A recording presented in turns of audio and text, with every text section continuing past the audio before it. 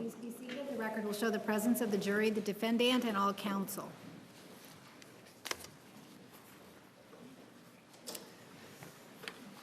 Ms. Arias, the jurors have some additional questions for you. How many times in total did you see Travis's gun? I can remember 3 specific times. One when I discovered it, another time when I was cleaning that area again, and then on June 4th. Regarding Darrell and guns, you mentioned he showed you the safety and such. Did he have you practice those things? No, I didn't even touch it. He just went over it very quickly and then showed me where he kept it while we were on our camping trip. For verification, were you and Matt McCartney living in separate cities while he was with Bianca? Yes. I was in Ashland, and he wasn't in a city. He was at Crater Lake, which is it's more a national or state park. It's a resort. Was it possible that he believed you two were on a break or broken up at that time? I guess it's possible, but it wasn't any definitive verbiage that we had discussed. So he still came to my house every weekend. We were intimate, so, we didn't break up, but I don't know what he was thinking. If you still felt threatened after having shot Mr. Alexander, why did you use a knife instead of just shooting again? Well, I know that I dropped the gun when he hit me, and I don't know where the gun went, because when we fell, it was no longer in my hands, and I don't really remember picking up the knife. I just remember feeling threatened, and he was the immediate threat. You said you remember putting the knife in the dishwasher after killing Travis, but you also say you don't remember anything after dropping the knife on the bathroom tile, which is correct. Well, I know that he was trying to pin me down to a black and white answer, but I have a vague memory of putting a knife in the dishwasher. I'm just not sure if that's the memory from June 4th or if I'm confusing that with a prior incident, because I've done dishes in that house many times. And I have mentioned that I do have a vague memory of doing that. And we did use his knife to cut the rope, so it's possible that that knife went back into the dishwasher. Does being baptized generally require that you follow the doctrine laid out in the Book of Mormon? Yes, it does. Did you take photos of injuries to your neck? I took a photo of myself in the U-Haul truck. It wasn't for the purpose of my injuries on my neck. I don't know if they're visible in that photo. I haven't seen it in years. I know I had makeup on there. I don't know if I'd put makeup on my arms or not. And I had the camera like this, so I don't know if it can be seen on my arms. It was mostly for my face. I think I was wearing a 49er shirt. That's all I can remember. So I know that I put makeup on to hide the bruises, not to make any record of them. That I was trying to not make a record of them. How many phone calls, texts, and emails were exchanged between you and Travis on Tuesday and early Wednesday morning, June 3 and 4, 2008? What were the times, the length of each communication? And just so the record is clear, you've had the opportunity to review exhibits 362, 363, and 366. Is that correct? That's correct. I haven't reviewed it thoroughly, so I'll just need to count real quick. And that was phone calls and text messages between the 3rd and 4th? Phone calls, texts, and emails. Okay.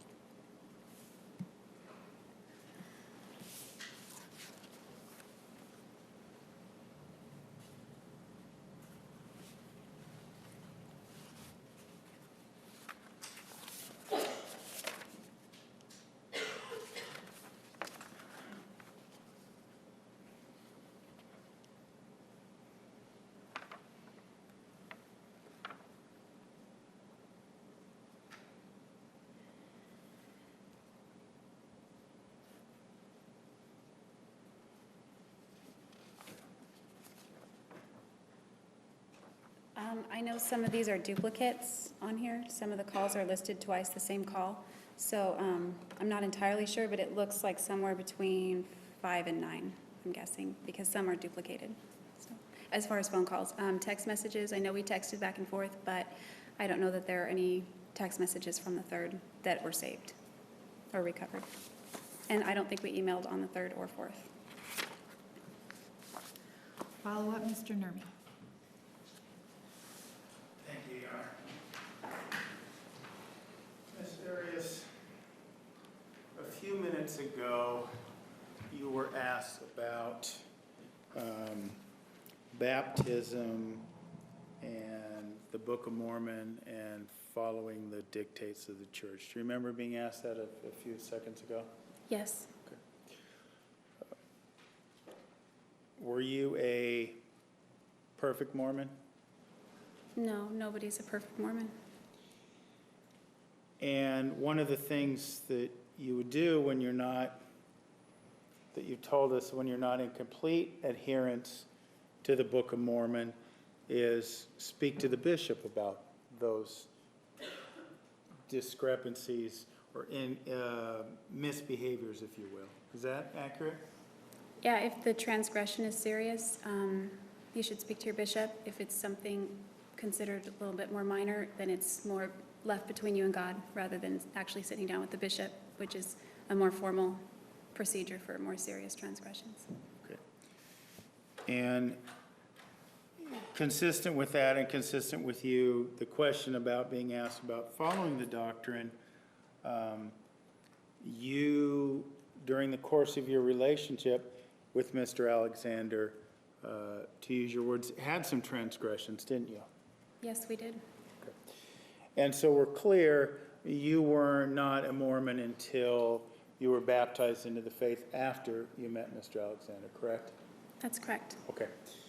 So as it relates to these transgressions that you just told us about, did you ever seek to go to the bishop about these transgressions? Yes, I did. And what transgressions specifically are we talking about? We're talking about sexual sin. Okay. And sexual sin being that you engaged in with Mr. Alexander, correct? That's correct. And we're not talking about any other sexual sin with anyone else since you became a member of the Mormon Church, correct? That's correct. Travis was the only person that I was with during that time. Okay. And were you, as it relates to Mr. Alexander, were you encouraged to go to the bishop to talk about these transgressions or not talk about these transgressions with your bishop? Travis discouraged me. And as it relates to these transgressions and following the doctrine, after Mr. Alexander died, did you ever go to your bishop or a bishop and speak of these transgressions? I did talk to him about the sexual transgressions, but I was not in a position where I admitted to him about what actually happened on June 4th. I'm sorry, the last part was that was what? I just didn't hear it. What happened on June 4th would also be considered a transgression, and I didn't talk about that with him, but I wanted to talk about all of the sexual sin we were engaging in throughout most of our relationship. Okay. And you were asked another question about photographing the injuries you occurred on June 4th. Do you recall being asked that question? Objection. The question involved the injury to the neck, not on anything on June 4th, from the jury. Approach.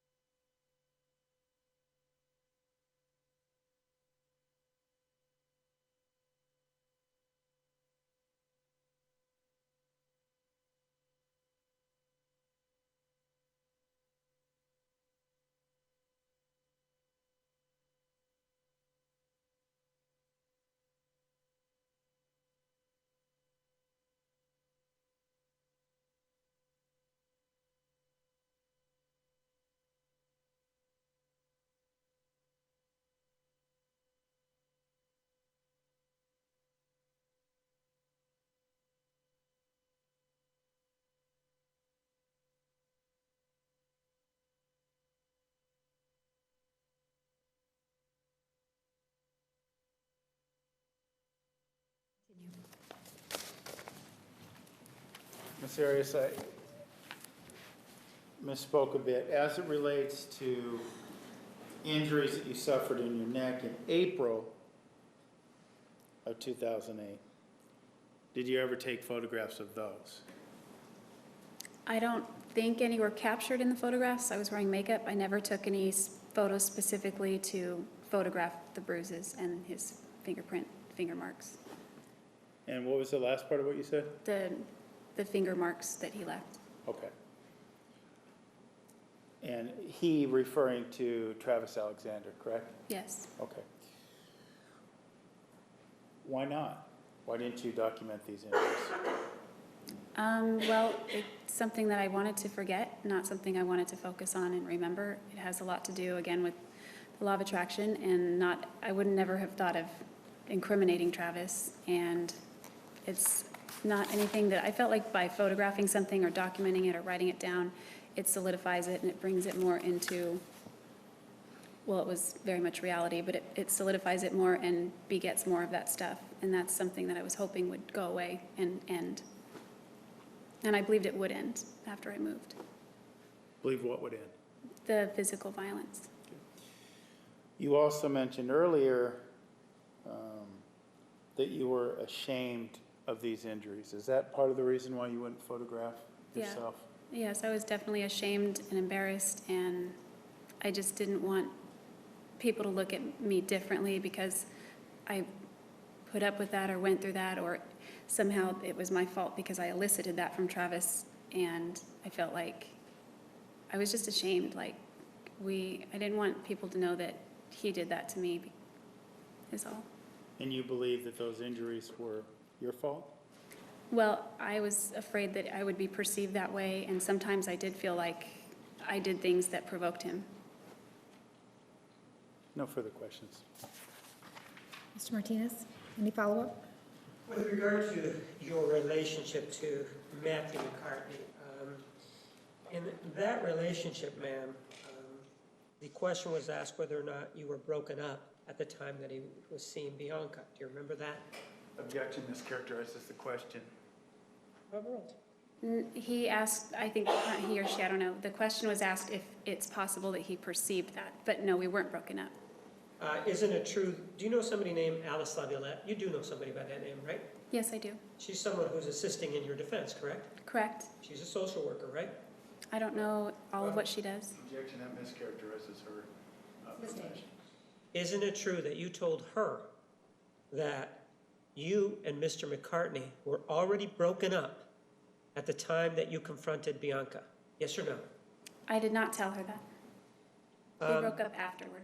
Pardon? We broke up after I know that's what you're saying. I'm asking whether or not you told Miss Laviolette that you and Mr. McCartney were broken up at the time he started to see Bianca. Ask and answer. Overruled.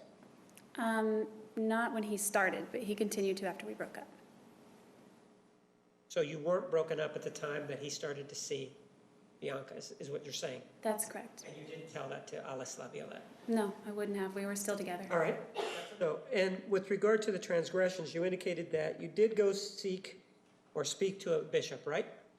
Regarding the sexual transgressions. And you also said that you didn't tell him everything, so you lied to him, right?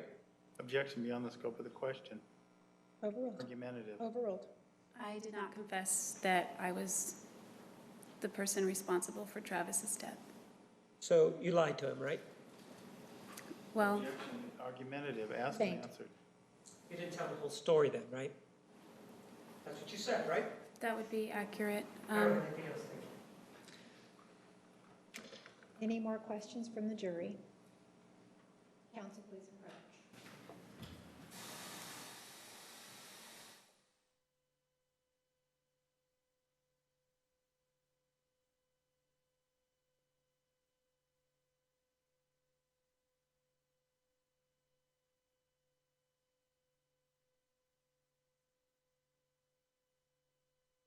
Ladies and gentlemen, that is all for today. Tomorrow morning, 10:30 a.m. Please remember the admonition. You are excused. Have a nice evening.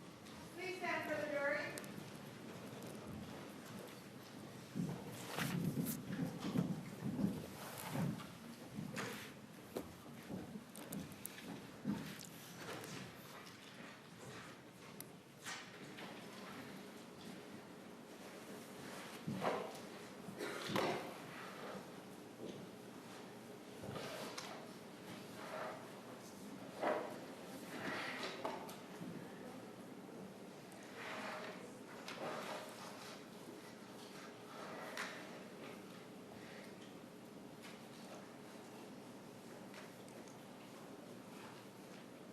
The record will show the jury has left the courtroom. You may step down, Ms. Arias. Anything else, counsel, for today? No, thank you. Adjourned.